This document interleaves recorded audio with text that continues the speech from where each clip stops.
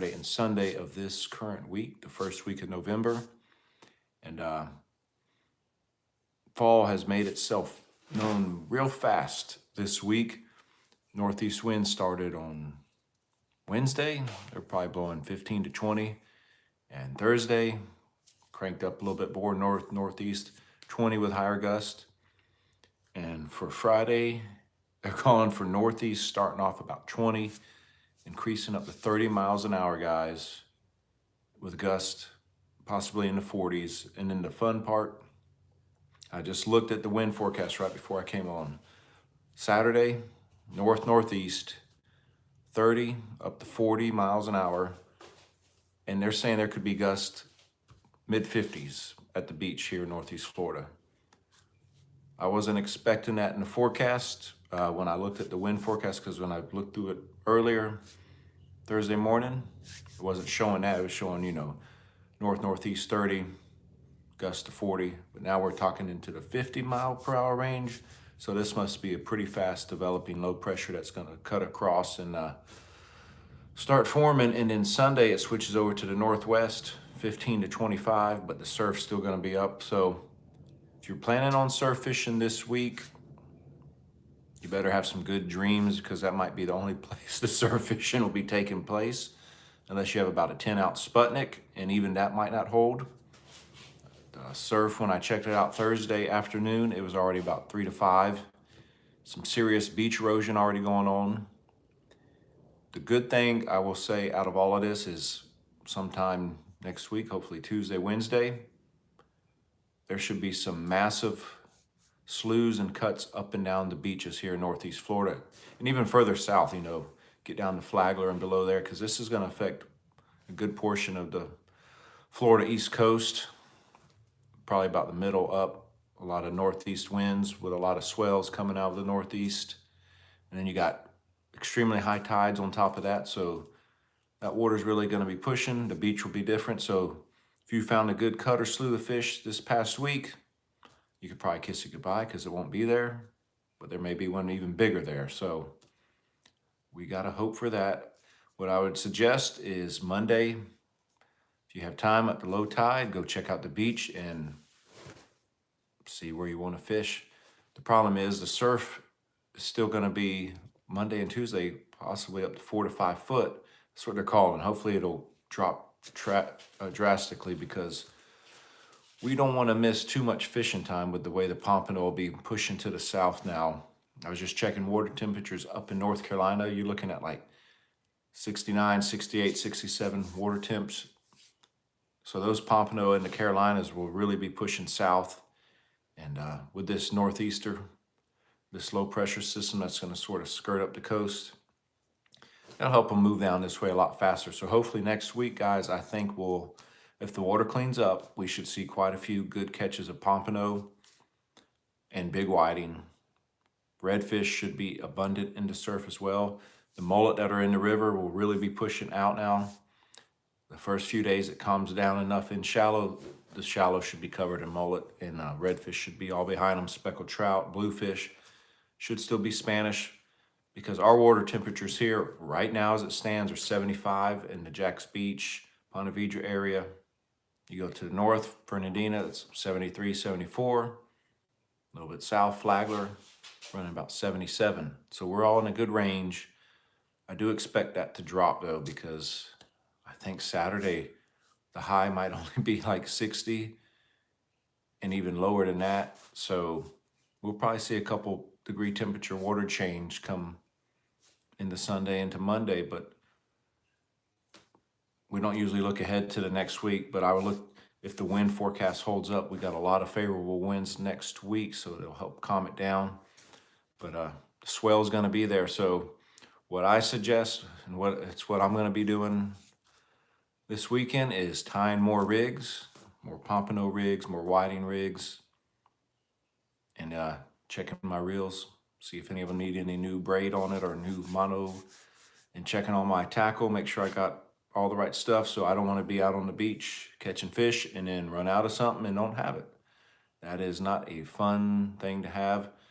I caught a bunch of sand fleas on Tuesday and Wednesday. I put them up in my freezer. I put about I usually put about 40 in a bag, and I have a brine, a saltwater brine solution I put them in. That salt really helps preserve them much better than just freezing them in straight water. And I don't plan on freezing them for long. I'll be using them probably next week or the week after.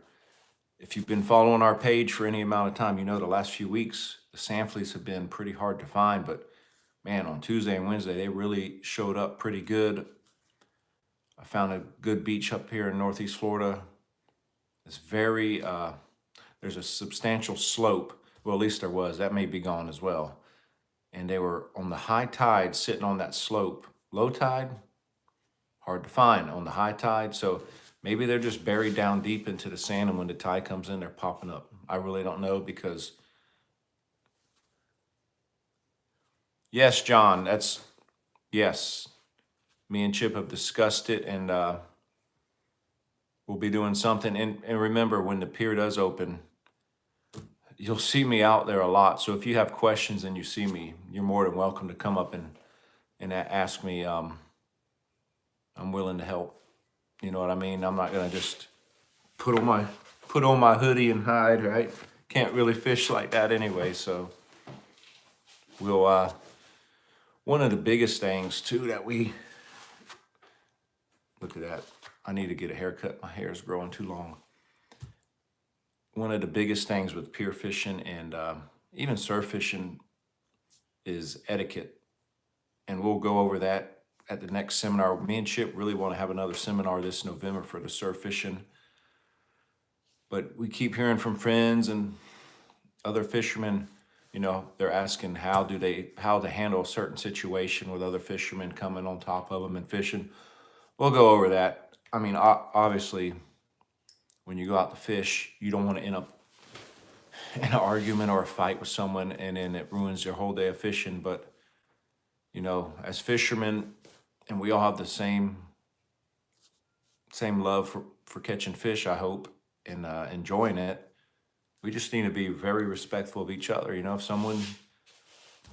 someone's there before you and they're fishing, the thing to do is, if you want to fish in that same area, what I try to do is ask if they mind if I fish next to them. You know, I just like to ask. I don't like to just barge in. And if they say no, then I'll just scoot a little bit further away from them, and that's that. I don't need a fish so bad that it's worth getting into an argument or a altercation with anybody. Things are already a little bit hectic in our world, as you know, and man, we don't need to go crazy over a fish, guys. It's not worth it. I remember several years back up in Nassau Sound, a guy got shot and killed, I believe, because he took someone's fishing spot and cost him his life. It's insanity. But yeah, we'll have some pier fishing stuff to go over. It's not that easy. You know, it's not pier fishing, just like boat fishing and such. It's a skill set you sort of have to learn. We can show you how we do things, but it's still the best teacher for fishing is experience, just doing it over and over and over. I mean, when I was a kid, I would be dropped off at the pier. I was 12 or 13. My mom would drop me off on Saturday mornings at the pier, 6:30.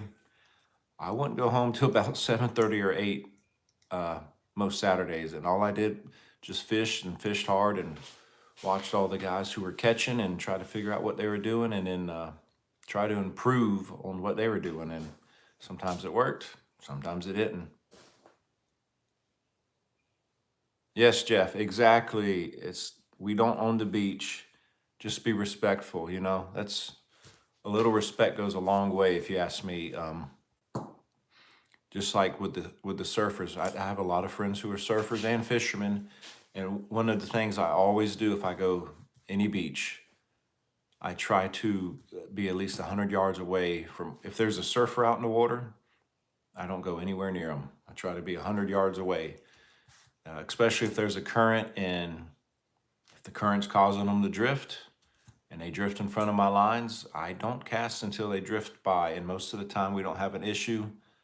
I had one time where they saw me fishing and they literally came up on me in the water to try to, I guess, stop me from fishing. But then I hooked about a 4-foot shark and was fighting that, and they saw that and they decided to get out of the water. They were a couple young, probably teenagers.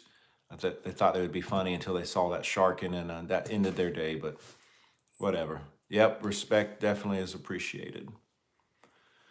But that's about all I got. I know on this Sunday, if you live up here in the Northeast Florida area, at the Fish Bites Trading Post, they're having a meetup with the North Florida Inshore Slayers group. And it's going to be a fun time. If you're on Facebook, look them up. If not, I'll try to post all the information on the my YouTube page, and where you can put photos and stuff. Robert, where are you wanting to fish? I would say the surf is going to be off limits. I mean, today when I checked it out, man, let me tell you, that sand was moving, and that current, the foam, the foam was really thick, when it causes all that whitewash. In fact, the beach, just from the last day and a half, has drastically changed. Oh, Sisters Creek, man, I would go, but just keep in mind with these king tides, it is going to get extremely high. And as you know, the higher it gets, the fish have more area to spread out. So I'd probably try to fish on the lower tides, unless you're going to fish up along the grass banks. Those reds will be everywhere. If you're in the Sisters Creeks area, the sheephead are biting. So if you can find like a oyster bed or any structure that has a lot of barnacles, there's a good bet there will be some sheephead on it. A lot of good reports of sheephead the last few days. Yep, if the sheephead's a target, then yes. Yep. They still got to eat, right? They still got to eat. And if you know where any snook are, they like this weather too. I was talking to a good buddy who snook fishes a lot, and he brought up the fact that the first really strong cold front like this, the snook usually tend to feed real heavy. And that's his experience. So if you know a good snook spot while you're in the river, try it out. They'll be feeding. Bring your raincoats, guys. It looks like Friday and Saturday. I agree, Robert. Low tide, because it's not going to get as low as it normally does, so it should be good. There should be some black drum around those rocks and pylons too that you find. 100% chance of rain, I think, on Friday and Saturday, so it is what it is. This is Northeast Florida in the fall. Could be worse. Snow hurricane. So that's what we have to be thankful for. And I think that's all I have. Unless anybody has any more questions, we'll get going. But I'll try to get down to the beach tomorrow at some point, and maybe Saturday if I don't get blown away, right? Even when I can't fish and it's rough like that, man, there's something about being on the beach when it's like that. It's pretty awesome. It's like air conditioning. Hey, Robert, always remember, the fish are already wet. They're already wet. That's what my one rule for fishing is, the biggest. If it's lightning, no, sir. Lightning is the #1 deal breaker for me with fishing. I do not play that game. I remember more than once when I was younger, when you're young, you think you invincible, and a storm comes up and the surf rods or whatever rod we were using, they start humming, and then I touched it and it shocked me, and I said, yeah, I think it's time to, well, by then it's too late, so you better just run, right? But lightning's the deal breaker with me. And probably a hurricane. I went fishing a hurricane in a boat. You're right, man. I've caught a lot of sheephead on days when it's like northeast, especially from the pier when it was open. Northeast, 15 to 20, overcast, even a light rain.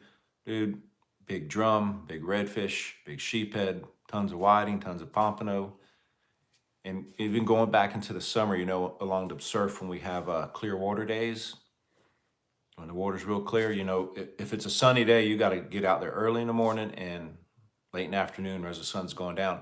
But man, if you have clean water in the summer and you get an overcast day with light rain, that is ball game. Usually tons of trout, and the trout love that kind of weather, and flounder, redfish, all cruising the surf when it's like that.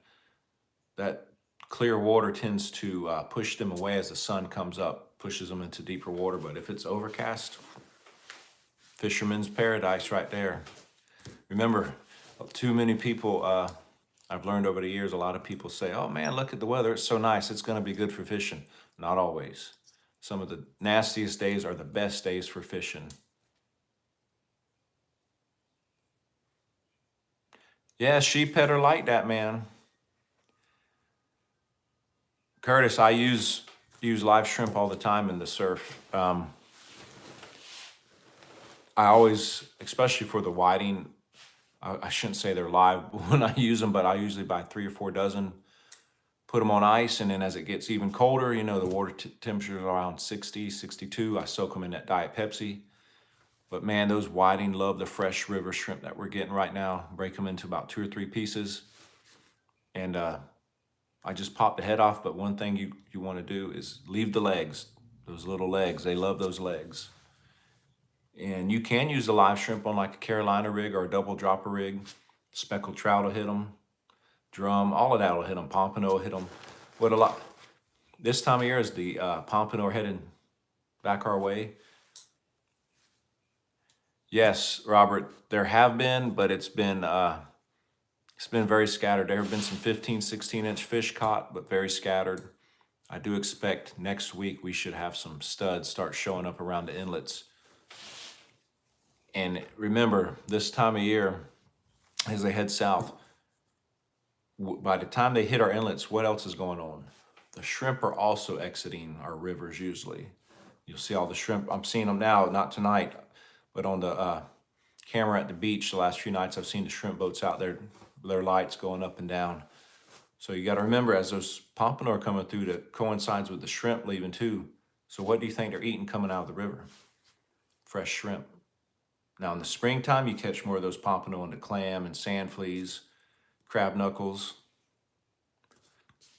But this time of year, don't be afraid to use some fresh local shrimp because those pompano will eat it. Curtis, funny you mentioned that about the redfish. I was talking to someone who has ties to the FWC about an hour ago, and he mentioned that it's on the board, and we'll see what happens. I just hope it's not one of them things we find out about the change when we pick up the new rules and regulations. He's saying they want the public's input, so all I can suggest, guys, is if you want to have a say about what's happening, what's going to happen with the redfish limit, you need to go to fwc.com or .org or whatever it is and find out how you can get involved and where the meetings are. We don't want to, I remember with the sheephead, when the limit went down to 8, I didn't hear a single word about it, and then I got the new regulations and it said sheephead 8. I said, well, isn't that a shock? It went from 15 to 8, which I don't mind, man. Those days of cleaning 15 weren't too fun.